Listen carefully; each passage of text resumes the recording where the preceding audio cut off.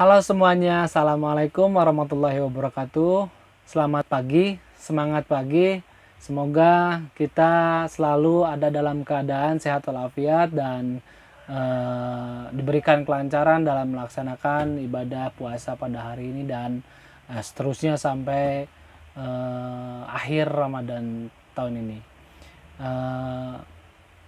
Pada kesempatan kali ini Bapak ingin membahas sedikit tentang renang.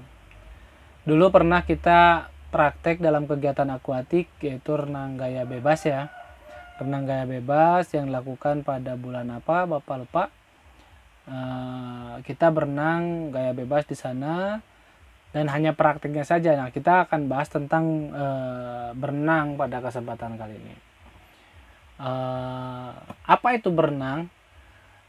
Perlu kalian ketahui, berenang adalah gerakan melintas di air, entah itu mengapung di permukaan air ataupun menyelam menggunakan kaki dan tangan.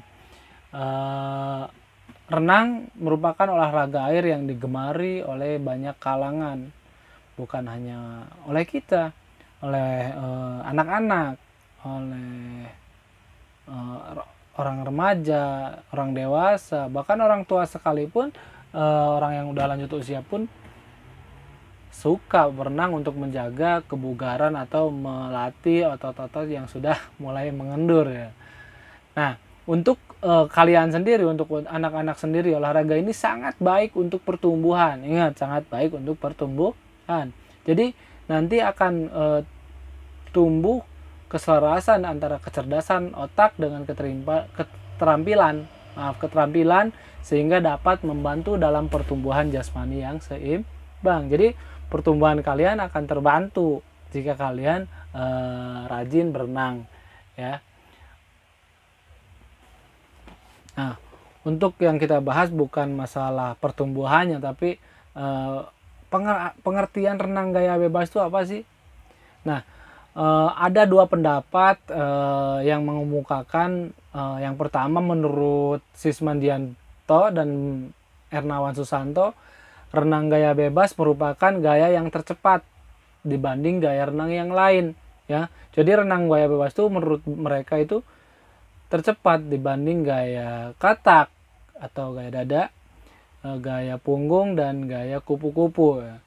Nah, ini renang gaya bebas itu tercepat karena mereka anggap renang gaya bebas ini memiliki koordinasi gerak yang baik, yang hambatannya paling kecil, paling minim. Jadi dapat melaju lebih cepat.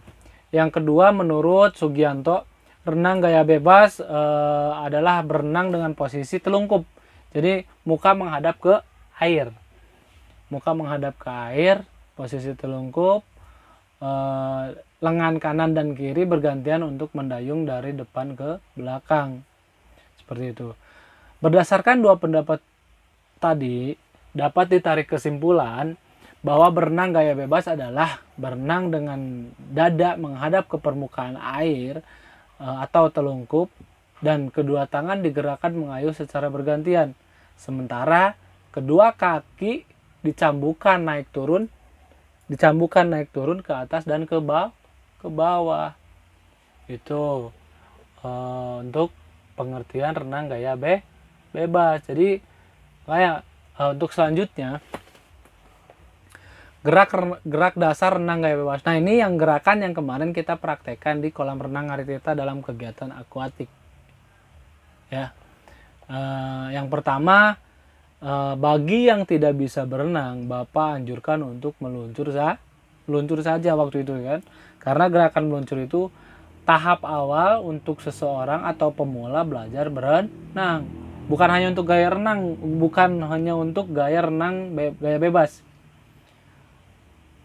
meluncur itu, tapi untuk semua gaya punggung, gaya dada, dan gaya kupu-kupu diawali dengan meluncur untuk mempelajari itu semua. Nah, gerakan meluncur ini dengan cara menolakkan salah satu kaki ke dinding, tangan lurus ke depan, ya kan? Kaki menolak ke dinding dan meluncur. Itu untuk gerakan pertama, gerakan dasar pertama, ya. Yang kedua, gerakan kaki. Setelah kalian belajar meluncur, yang harus kalian latih adalah kaki. Karena dalam gaya bebas, fungsi utama kaki adalah bukan hanya sebagai alat dorong. Biar kencang nih, sebagai alat dorong bukan, tapi juga untuk stabilisator, untuk menstabilkan ketika kita berenang di atas permukaan air, ya kan? Jadi naik. Nah, ini untuk daya dorong. Kiri kanan kiri kanan kiri kanan. Itu untuk daya dorong dalam gerakan kaki. Pada gerakan kaki diusahakan tetap berada di atas permukaan air sehingga hambatan atau tahanannya kecil. Jadi kalau misalkan kalau kalian ke dalam, ini air ya. Kalau kalian seperti ini ke dalam, posisinya seperti ini akan ikut ke dalam, tahannya pun rendah. Tapi kalau kalian lurus seperti ini akan berjalan, dan usahakan kaki selalu bergerak, ya. Kaki selalu bergerak. Jadi kalau misalkan kaki berhenti bergerak, ya udah kita selesai, tenggelam, ya kan. Jadi usahakan kaki terus bergerak agar dapat mengapung di atas permukaan. Nah, kita tadi udah bahas yang kedua, yang pertama tentang meluncur, yang kedua gerakan kaki, sekarang yang ketiga. Yang ketiga itu gerakan lengan. Setelah kalian dapat melakukan atau menguasai gerakan kaki dengan baik, ya, menguasai gerakan kaki dengan baik, gerakan selanjutnya yang kalian pelajari adalah gerakan lengan. Ya, gerakan lengan fungsinya untuk pendorong dan keseimbangan tubuh. Ya. Gerakan lengan pada gaya bebas ada terbagi dua gerakan. Yang pertama, gerakan recovery. Gerakan recovery itu adalah gerakan ketika tangan keluar dari dalam air, keluar ke permukaan air seperti ini dan masuklah ketika kan masuknya. Nah, ini namanya gerakan recovery, ya. Yang kedua adalah gerakan mendayung. Gerakan mendayung ini adalah gerakan mendayung ini adalah gerakan lengan mengayun di dalam air yang menghasilkan gerakan dorongan ke depan. Jadi pas ditarik kita ke depan, ya, seperti ini, ya. Dorongan recovery, dorongan recovery itu dua gerakan dalam gerakan renang, ya. Dan yang selanjutnya, setelah kalian belajar lengan, kaki, selanjutnya kalian belajar bernafas. Nah, bernafas di sini sangat diperlukan karena dapat mempengaruhi posisi badan dalam air. Jika kalian bernafas tidak baik, melakukan pernapasan kurang baik, maka gerakan berenang kalian pun tidak akan sempurna. Jadi latih pernapasan sebaik mungkin. Dan caranya adalah, cara pengambilan nafasnya adalah ketika recovery dilakukan, ya, biasanya ke kanan atau ke kiri. Pas recovery seperti ini, kuping ditempel di tangan, wajah ikut tengok ke sebelah kanan atau kiri. Jadi seperti ini, langsung ambil nafas. Ketika naik ke atas langsung ambil nafas, lakukan secepat mungkin. Nah, gitu. Gerakan pengambilan nafas ini boleh ke kiri dan ke kanan, tapi biasanya kita atau Bapak melatih melakukan ke kanan terlebih dahulu, ya. Dan kepala pun ketika mengambil nafas itu tidak boleh terlalu tinggi. Nanti kalau terlalu tinggi keluar itu malah kayak bebek berenangnya, ya kan. Ya. Yang terakhir nih, yang terakhir dari keempat atau tiga gerakan tersebut, yang pertama yang pertama itu meluncur, yang kedua itu gerakan kaki, yang ketiga itu gerakan lengan, dan keempat bernapas. Nah, pada kesempatan terakhir ini, gerakan yang terakhir ini, kita harus bisa mengkoordinasikan atau menggabungkan semua gerakan tersebut.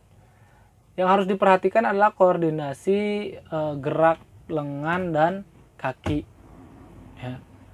Koordinasi gerak lengan dan kaki. Gerakan ini dilakukan ketika yaitu telah menguasai 3 gerakan tadi, meluncur, gerakan kaki, gerakan lengan, 4, dan bernafas. Nah, yang terakhir mengkoordinasikannya ketika tangan bergerak, ketika ambil napas, kaki di belakang terus bergerak. Jangan sampai salah satunya berhenti atau pengambilan napasnya jadi tidak baik, karena akan mempengaruhi posisi berenang itu sendiri. Dan usahakan ketika berenang itu di atas permukaan air agar lajunya lebih cepat, gerakannya lebih baik ya. Koordinasi yang baik antara lengan dan kaki akan menghasilkan dorongan ke depan yang cepat sehingga memiliki kecepatan yang maksimal, seperti itu ya. Oke. Nanti kalau ada pertanyaan kalian boleh WhatsApp di nomor di bawah ini, atau inbox di Classroom atau komen di Classroom. Bolehlah kita nanti video call boleh, Bapak tunggu sekali kalian ya. Telepon boleh, silakan. Oke. Cukup sampai di sini dari Bapak. Kurang dan lebihnya Bapak mohon maaf. Wabillahi taufiq wal hidayah. Assalamualaikum warahmatullahi wabarakatuh.